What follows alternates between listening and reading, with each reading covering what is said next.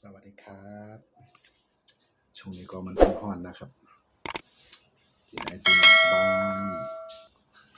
อืม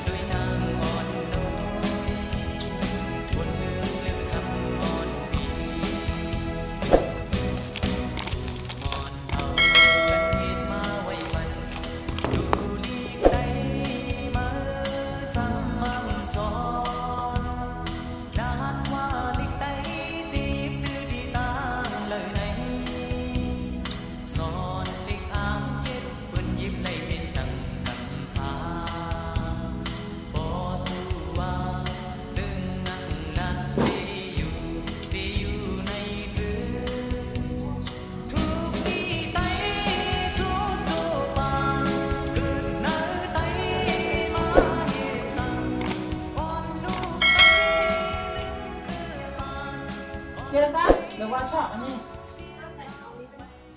อันนั้นต้นอันนี้ของพ่ออันนี้ของพ่อเก่าแม่จะไปใส่มันจะใส่ได้ไหม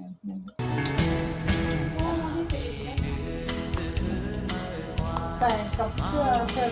กล้ามแล้วก็เป็นก็ได้ก็ใส่ด้วยก็ได้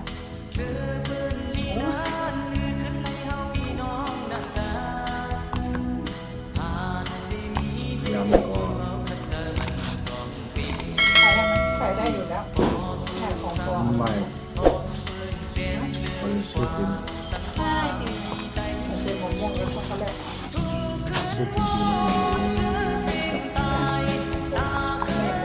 กดไลค์กดแชร์กดติดตาม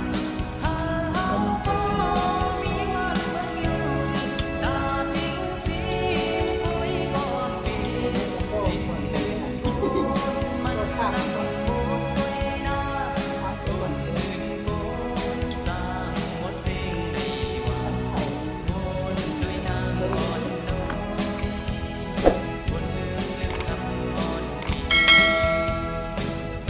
งใจ